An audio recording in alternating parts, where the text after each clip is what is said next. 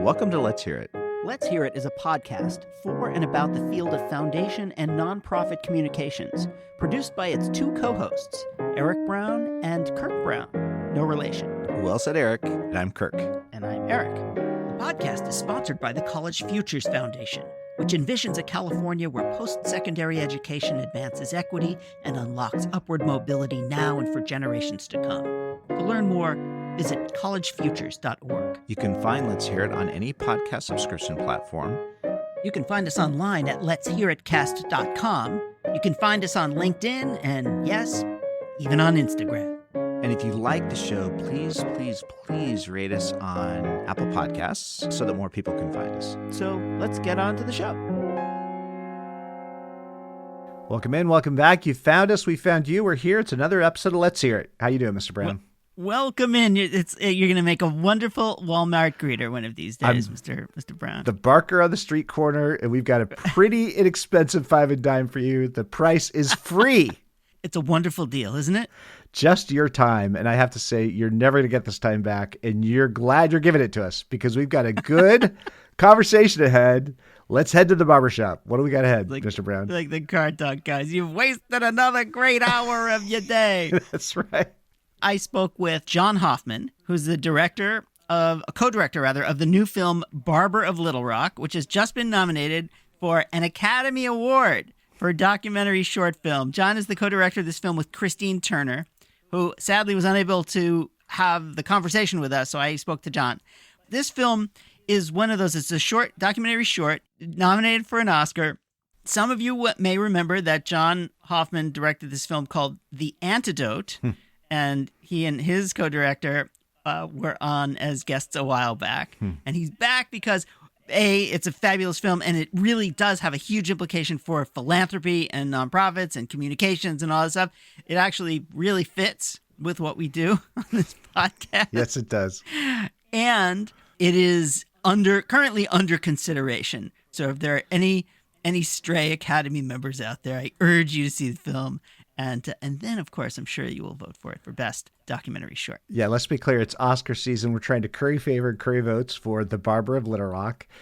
This is directed by John Hoffman and Christine Turner. This is John Hoffman talking about The Barber of Little Rock on Let's Hear It. Let's listen to Eric and John, and we'll come back. Welcome to Let's Hear It. My guest today, back for a repeat performance, is John Hoffman, the co-director of the new film The Barber of Little Rock, which has just been nominated for an Academy Award for documentary short film. John, I cannot tell you how delighted I am for you now and how thrilled I am to speak to you about this film. So I should point out that you are the co-director of this film with Christine Turner, who was unable to join us for this conversation. But we wanted to have it now so that we could put this episode out while your film is still under Oscar consideration because every vote counts. John, thank you so much for joining us on Let's Hear It. Oh, Eric, I can't thank you enough. And on behalf of Christine and the entire team that made this film, it's an honor to be with you. I love talking with you. I always love talking with you. We've known each other for a long time. And so to be talking about this film at this moment, for me, a sort of crazy moment of being nominated for an Oscar, it's a lot to process. I'm very happy about it. But to be able to have this Klieg light shown on our film and for it to bring attention to what the film is about is, or I should say, added attention, special attention, is really special. Well, let's just dive right in. First of all, congratulations on this film. It is a beautiful movie that is successful on so many levels. It's great storytelling. It's great character study. And as you say, it puts a highlight on an issue that I think is far underappreciated. And we can get into that a little more deeply later on. But just tell us a little bit about the Barber of Little Rock. Who is he and what do we need to know? So the Barber of Little Rock is a man named Arlo Washington. And Arlo is a barber who is probably in his mid-40s, Black man in Little Rock, Arkansas. He spent his whole life in Little Rock. And he became a barber when he was in his late teens after his mother died, leaving him with responsibilities of 2 younger sisters and finding his way in the world. And Arlo started cutting hair, and within a short time became successful, supporting himself.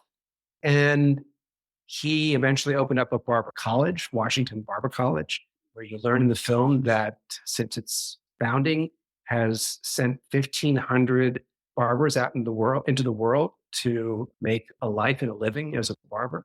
And then in 2000, starting in 2008, he started making loans, informal loans to people. But in 2014, and I'll interrupt for a second. If he made loans to people, people just come to him and ask for money. yeah. So barbers and barbershops play a very big role in the Black community. They are the relationship between barber and his or her customers is a very strong one. And the atmosphere of barbershops is a very, very valued, treasured place particularly for Black men. And it's a place where a lot of conversation goes on, a lot of fun happens. And the barber is a really highly respected and revered person in the community. And Arlo, like many, had a solid financial footing. And his customers were facing hardship, needed a loan to keep his car going so he could get to a job interview. And these stories and Arlo would give somebody $100. They would pay him back. And he came to realize, he tells the story in the film, he came to realize that these small dollar loans were having an outsized effect on the lives of the people that he was, interacting with, his customers' lives. And he is inspired to become a banker, to start. As one does, right? He does, but not to become a banker in the way that we might think. Arlo opened up a nonprofit loan, and he has been doing this in a very meaningful way since he became Community Development Financial Institution, which is a program created by Bill Clinton in his administration, and it's administered by the Fed. And he got his license to be a CDFI in 2016. And Arlo has changed thousands of people's lives, small business loans, personal loans, and he has brought access to capital to a community that has been systemically cut out of the financial system. Not only that, though, it's interesting. Arlo has become kind of a one-person bridge span in that somebody comes in for a loan and he'll ask him a bunch of questions like, oh, what are you going to use the money for? What kind of business do you have? And how do you think about how you do your business? And how are you thinking about marketing and all these other things? And pretty soon it sounds to me, and I could be extrapolating from the film, but he really becomes a business consultant as well as a source of money that many people take incredibly for granted. These are not just business loans. They're loans so that somebody can get their car running again. Or they're the things that people who normally have access to credit can you put it on your credit card if you don't have the cash. And many folks, they don't have that opportunity. But Arlo is kind of like a one-stop shop for how to think about building a community. Can you say a little bit more some of the examples that I'm sure since you shot hundreds and hundreds of hours of film, you must have so many stories.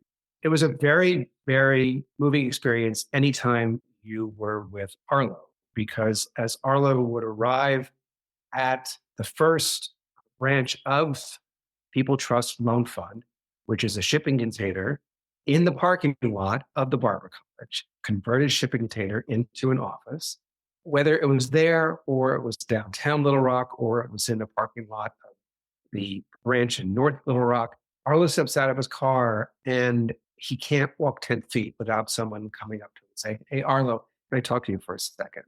The level of unmet need in the Black community of Little Rock is something which is evident to the eye as you are moving through the community. But the stories that we're talking about are unfolding. As I say, he can't walk 10 feet and he can't not talk to people who are in front of him. It's part of his character. He is someone who is always in the moment and he is responding and giving the person who's in front of him, whether he knows them or not, his full attention. We're talking about a kind of financial institution that Clinton recognized needs to exist because in many parts of this country, whether it's because they are rural or because they are urban and there are communities of color that have been historically excluded from the financial system. And the ways in which people are evaluated for being a low or a high risk for a loan, that the metrics that the financial system, the main financial system uses, these people are cut out. They are excluded from the financial system. So this is a kind of what you're talking about, Liz, when Arlo is talking to people about what is their job, what is their business plan, and what are they, what kind of business are they trying to operate? What do they need their loan for? This is high touch banking. This is Arlo and his remarkable team using very, very different metrics. They're not using, your credit score to evaluate the risk, someone's risk for a loan. They are, do you have a bank account? Do you have a job? How much do you make? These are very logical things to ask, but your typical banker is only, their starting point is a credit score. If you have been cut out of the financial system, you don't have a credit score. You don't have an opportunity to build up a credit rating. And so Arlo has to use other metrics. And Clinton understood this. And so the CDFI program, Community Development Financial Institutions, were designed, the legislation was written so that someone like Arlo can evaluate risk in very different ways. We can get into the history of how this came about, but it is deemed really the only program that the federal government has created since Reconstruction that enables Black-owned financial institutions to succeed. Arlo, as you point out, he graduated from high school. His mother passes away, and he goes right into cutting hair and doesn't have an MBA from Stanford. He's completely, it seems, self-taught. To what does he attribute his own ability to navigate this, for most people, incredibly arcane system of getting money from very, very powerful places and distributing it into places that didn't and don't have that kind of power? What kind of magical herbs was he sprinkled with? Or what is it about Arlo, and how do you think he talks about how he got to this place? I hope people see the film. And I want to point out the film is a New Yorker film, so it can be screened at newyorker.com and it can be screened on YouTube. So there's no barrier to entry. People can find the film if they have a computer, they have access to the internet. And you will see Arlo is a man who just moves forward. He is just a shark that is constantly swimming forward. And he is an incredibly smart guy. When Arlo started making these loans and this idea that he had to create a loan fund, to start making any kinds of business loans, his uncle was working as a security guard at a CDFI in Chicago. And he says, Arlo, you show up at a CDFI. Arlo goes to the computer and he downloads the legislation and he reads the legislation. And I don't know if you or the people who listen to your podcast have ever really read legislation, but it's actually quite interesting and it's quite illuminating. And the legislation lays it all out.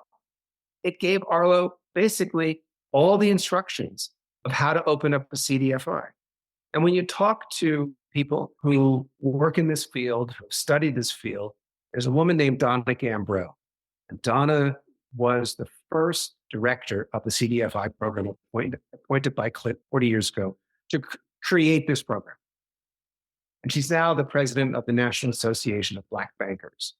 And it's Donna who introduced us to Arlo.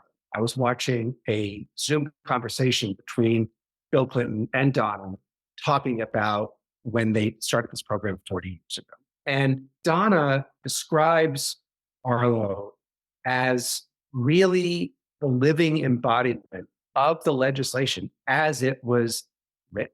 This high touch banking, this deep relationship with the people you're making loans to, to really understand their lives and to give them the training that they need to have to not only understand about having this debt that they have to pay back, but to look at their business plans and to really help them to open up or expand their small businesses. So CDFIs have been around for a long time now, and many of them, as Donna says and as Arlo says, are you have to take an elevator to get them.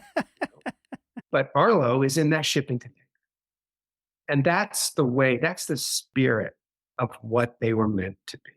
Well, we're going to take a very quick break. We'll be back with John Hoffman, the co-director of this, really incredible film, Barber of Little Rock, co-director with Christine Turner.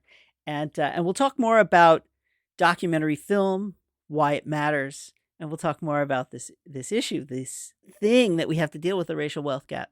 So we'll be right back with John Hoffman after this. You're listening to Let's Hear It, a podcast about foundation and nonprofit communications, hosted by Eric Brown and Kirk Brown. If you're enjoying this episode, you may just be a rule breaker. Tune in to Break Fake Rules, a new limited series podcast with Glenn Galich, CEO of the Stupsky Foundation. Hear from leaders in philanthropy, nonprofits, government, media, and more to learn about challenges they've overcome by breaking fake rules and which rules we should commit to breaking together. We are also sponsored by the Conrad Prebys Foundation. Check out their amazingly good podcast, and we're not just saying that, Stop and Talk, hosted by Prebys Foundation CEO Grant Oliphant. You can find them at stopandtalkpodcast.com. And now, back to the show.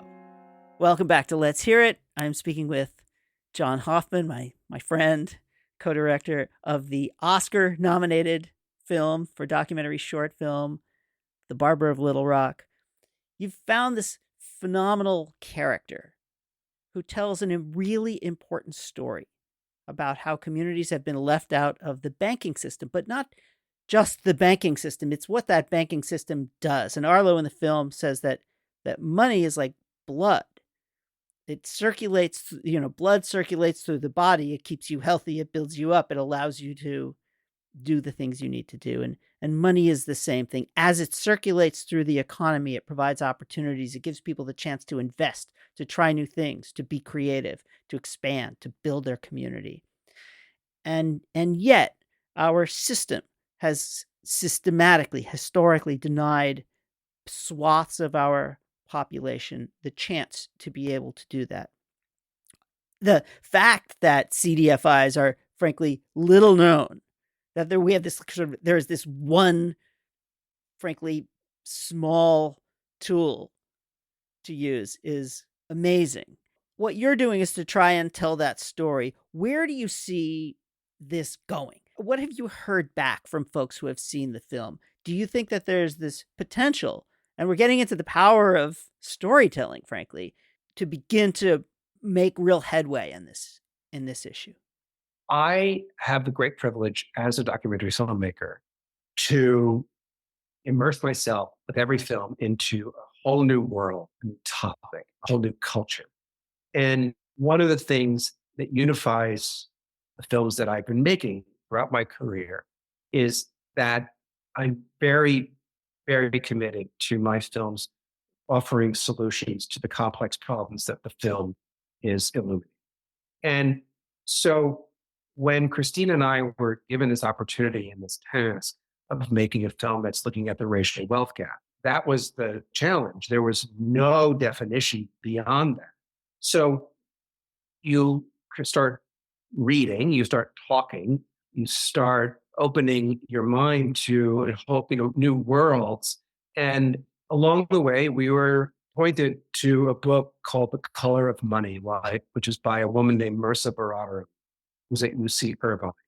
And it's about the history of Black banking in this country since Reconstruction. And it is about the series of failures in that history. And she is the one who points to CDFIs as the only thing the federal government has done that you can say is working and is by design, the concept and design is creating financial opportunity and stable financial opportunity in the communities where these CDFIs. It's about $10 billion a year. It's a drop in the bucket when the racial wealth gap is literally $1 trillion. I never heard of CDFIs before. Christina never heard of CDFIs before. We start, immersing ourselves in this, and we find that there's really some interesting storytelling opportunity here. And that these high touch, that means that you're going to be following and having the opportunity to see relationships. You could possibly follow the money. You could see what happens when somebody who has been cut out of the financial system now has access to capital and can follow his or her dream, can open up that small business that he or she knows is going to work. And you can see how that changes lives, okay? Not only the life of the person getting the loan and starting the business, but then the people that he or she employs and how that access to capital, lifeblood of the economy, it does build opportunity, it builds community. Okay, so that's the grand opportunity that we saw for ourselves. And it is the opportunity to, if successful, point to a solution. So Donna Gambrell, mentioned earlier, who was the first director of the program from Clinton, says you got to meet this guy, Arlo, Barber. He's got the shipping container in the parking lot of his, Barber College. So we meet Arlo over Zoom. This is the time of COVID. And we shot throughout COVID over a year's period. And Arlo is a really charismatic guy. He's a handsome, charismatic, incredibly compassionate guy. And along the way, we met wonderful people. Lynn Cola, she's a beautician who is now getting her barber's license, who wants to open up her own, barbershop. And you see her graduate from Barber College and get her first chair. Okay. You meet Terrence, who is a guy who was managing the Jiffy Lube franchise. New owner comes in, previous owner sells the franchise, new owner of the franchise lets everyone go because it's cheaper to have all new employees than to pay the higher salaries of existing employees. Okay, so Terrence loses his job. He's been managing Jiffy Lubes. He knows how to run an auto body shop. Comes to Arlo, gets a $50,000 loan. Which I started crying when he got the loan. I just started crying. This is a film that's not just about something that makes you frustrated or angry. It just makes you happy and deeply connected to these lives that folks like Arlo is able to touch. And I just wanted to check in for a second, because if I understand this correctly, some of the funds that Arlo is dispersing are grants. So he is receiving charitable support as well as support from the Fed. So he's making loans that get repaid, and some of these loans they're not loans, they're grants, and they're not meant to be repaid. In a sense, he's operating as a community foundation, if you think about it. Is that an accurate description of the how the money flows? Yes. Okay. Arlo opens up a financial institution, but the level of need in the community and the level of emergency need in the community is off the charts. And so Arlo has people coming who you see in the film, but it's a common occurrence, whether it's because their apartment building burned down or it is because their car is broken down, whatever it is, there is an emergency need. And Arlo has been empowered to make these emergency grants. The Winthrop Rockefeller Foundation gives tremendous support to Arlo to make these emergency grants, because Arlo, just because of the respect and the notoriety that he has developed, people who should be often recipients benefits from social service agencies are not, again, because of structural problems in our society. And Arlo is just somebody who the need is right in front of him. It's an emergency. And so he has funds. It's not just the Winthrop Rockefeller, it's others, so that he can make these grants. So I'm going to jump in here with a little bit of, I don't know what I want to call it, bloviating about what foundations can do and probably should do. For starters, we've had this long conversation over the years about the 95% of most foundations' capital sits in an account earning interest or whatever it earns, and so that they can pay out the 5% in the form of grants to organizations. And many folks have spoken about the challenge with that. We'll be charitable, call it a challenge. But it also seems that you could take some of that 95%. If you're an organization, a foundation that believes in justice, if you believe in equity, if you believe in providing community support and all that kind of stuff, it feels like you ought to be able to take some of that 95% of capital and invest it into institutions like Arlo's Times Acrylion in almost any community in this country.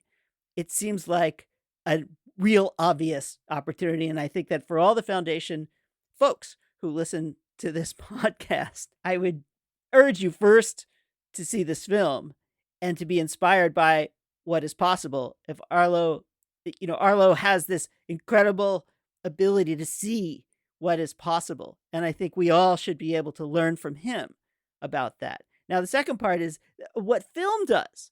And how this medium is so extraordinary. You could have written a white paper that would have had zero effect. But instead, you've told this story of an extraordinary human being who's making a difference. And you're teaching us about the issue underneath it. Can you just spend a few minutes talking about the alchemy of documentary film? Well, I think that the simplest way to describe what I do is that I take people places they otherwise would never go, to meet people they would otherwise never meet. And I work in this highly emotional medium. Camera, when handled artfully by great cinematographers, and Tony Hardman did an incredible job shooting this film, the ability to disappear in a room where life is unfolding, and complicated life, and people who are willing to open up about their deepest challenges. And we knew that if we had Arlo's trust, and there's no documentary without trust, it is entirely built on trust relationships. And so it started with winning Arlo's trust. And then by extension, Arlo brought that trust into every room that he was in. And you knew that we were confident that the people who were coming to see Arlo or anyone he was interacting with would feel comfortable with the presence of the camera. And they would forget that the camera is there. And so that's when we are able to spend enough time, and we did shoot 400 hours over the course of a year, you are able to capture enough moments. And the film is basically a sequence of moments strung together in a way that tells something larger. It not only, yes, it captures the moment when Terrence finds out he gets his $50,000 loan, but because of what comes before and what comes after, it is saying something larger. And it's communicating that this moment is much more than $50,000 for one automechanic shop. It is that in the Black community, there's a man who was able to create opportunity for people in his community that otherwise would never have that opportunity. Terrence, because of other aspects of his life, would not qualify for a loan from a traditional financial institution. Arlo is the only place he could have gone for that money. So we are saying so much more than just one loan. And circling back to my approach to this art form, which is not, it's not typical actually, in that I'm committed to it being solution oriented. What Arlo is doing is eminently replicable. And you ask about what can be done with film. Well, you could write a white paper about how to open a CDFI, and no one would read it, and no one would really understand what is the character that is necessary to do what Arlo does. And you see that there are Arlos in every community. They can see this film and they could say, I didn't know about this. I could do that.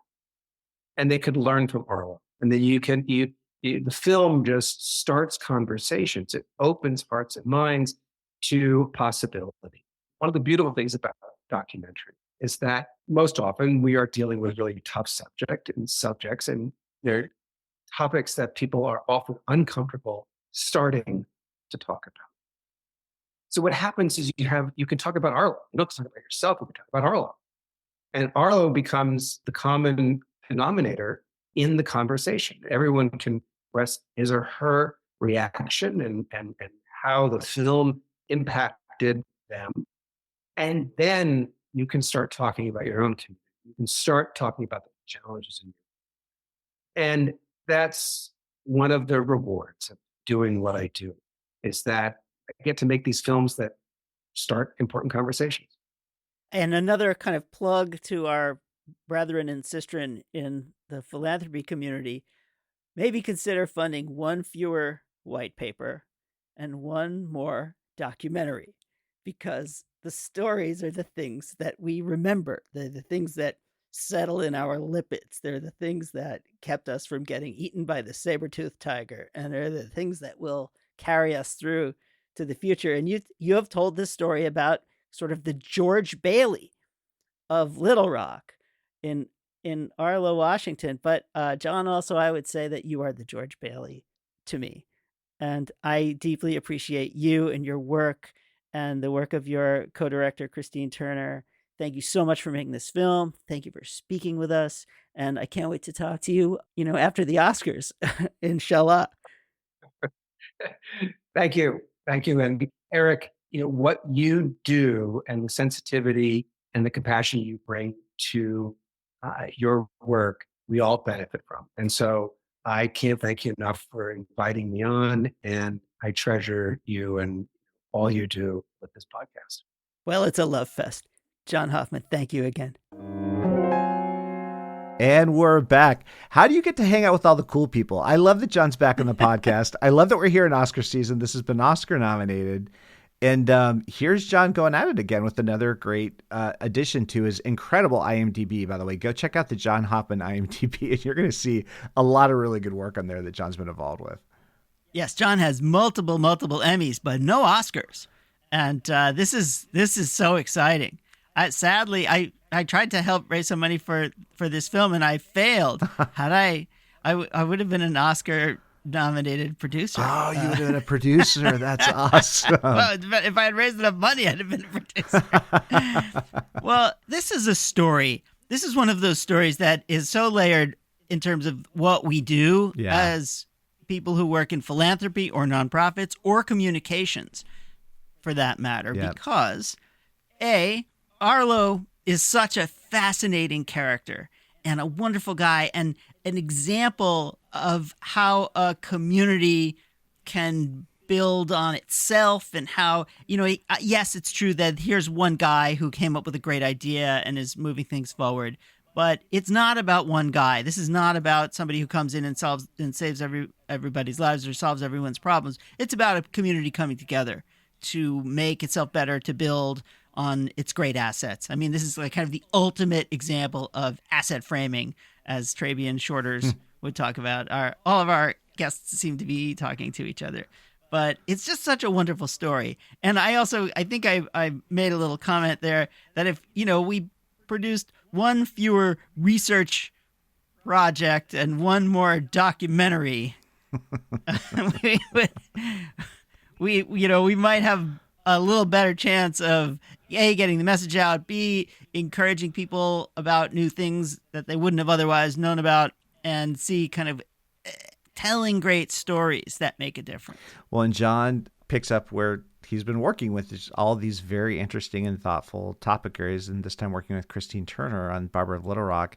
And you could almost view this as much as anything as a piece on post-presidential communications, because what's at the center of the story, the Community Development Financial Institution Fund. That's a mouthful. The Community Development Financial Institution Fund. And sure enough, the Clinton Center is going to be screening this film because this is a positive piece of policy that carries on from the Clinton administration aimed at trying to drive dollars into communities that otherwise are systemically cut out of this process. And here you have Arlo Washington. What a perfect character around which to build this story of, first, I'm a barber, I'm deeply situated in my community, and then I read some legislation, and now I'm ready to roll out this whole new People's Trust in my community, Little Rock. What a story and what a person. And I kept thinking this to be like deep history documentary. No, this is happening right now. This is a snapshot of what's been happening over the past 10 and 20 years in this community. Now, here's another thing. Ooh, that's another thing that I'm reminded of, which is if you're a foundation and you have an endowment, and most foundations do have endowments, why don't you maybe take some of that endowment money and put it into one of these institutions or help somebody start one and support it? I mean, there are so many things that the money does. And yes, it's true that you could take 5% of it and put it into nonprofit organizations while the other 95% sits there, basically. And these are assets that are clearly making a difference.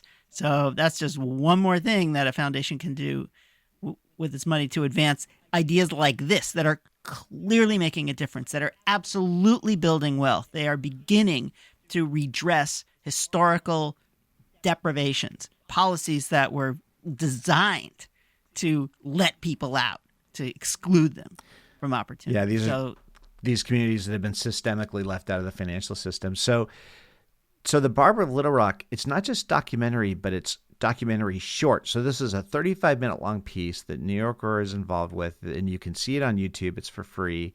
Talk to me, Eric, about first documentary, but also short documentary, because I love this idea of condensing these stories down to these very powerful, impactful timeframes and frameworks. You can just click this on, see it on your computer, see it wherever you're going to see your YouTube content, and boom, you've got this incredible gift of what's been covered here by John and Christine.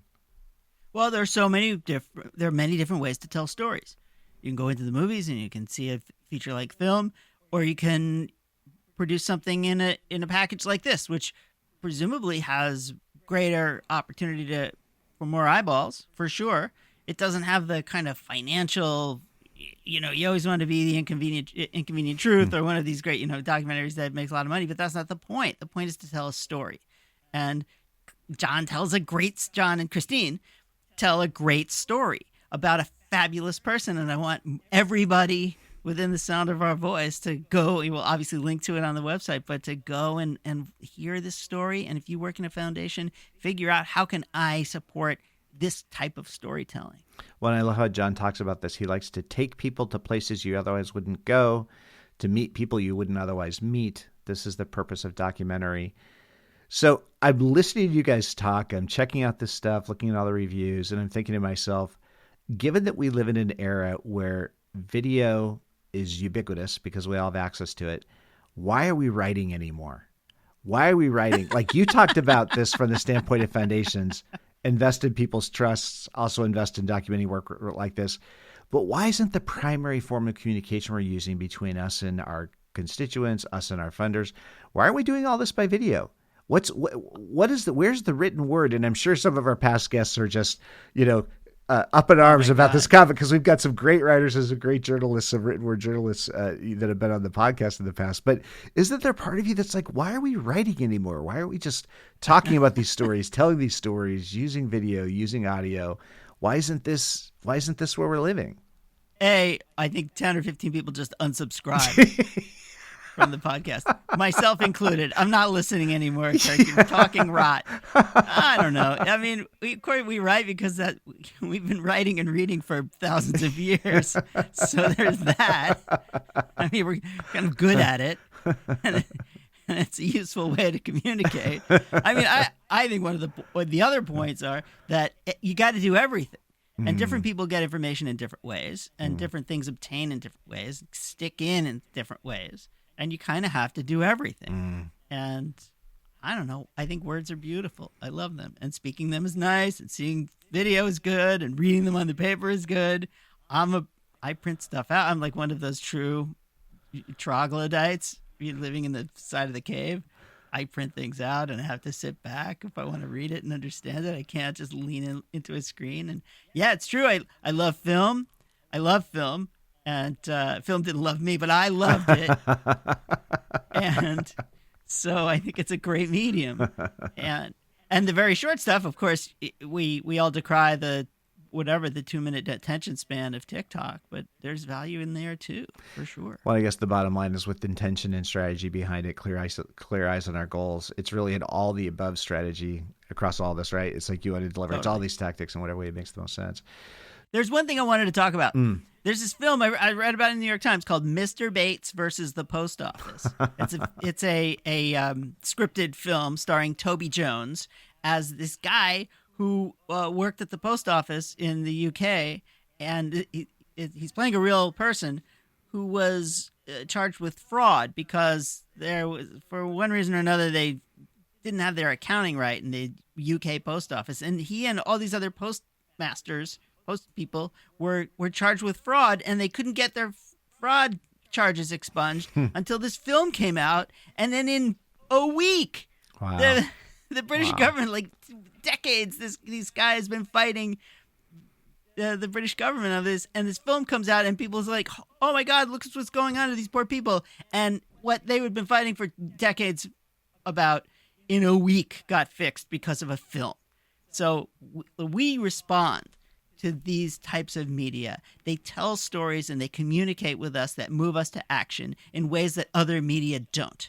And that's why I think this film is wonderful. If 10 communities don't start community banks Right. like Arlo's after seeing, after this film comes out and hopefully after it wins an Oscar, I will be shocked because that's how stuff happens sometimes. And what a gift that would be. Well, man, John and Christine, thank you so much. This is Barber of Little Rock. We hope, fingers crossed, best wishes for your Oscar campaign. We hope you get your Oscar. And Eric, thank you for bringing John on the podcast. That was awesome, awesome, awesome. Go find it. Check it out, Barber of Little Rock. Well, thanks, and see you next time. Okay, everybody, that's it for this episode. Please let us know if you have any thoughts about what you heard today or people we should have on this show, and that definitely includes yourself. And we'd like to thank our indefatigable producer, Harper Brown. John Ali, the tuneful and inspiring composer of our theme music. Our sponsor, the Lumina Foundation. And please check out Lumina's terrific podcast, Today's Students, Tomorrow's Talent, and you can find that at luminafoundation.org. We certainly thank today's guest, and of course, all of you. And most importantly, thank you, Mr. Brown. Oh, no. Thank you, Mr. Brown. Okay, everybody, until next time.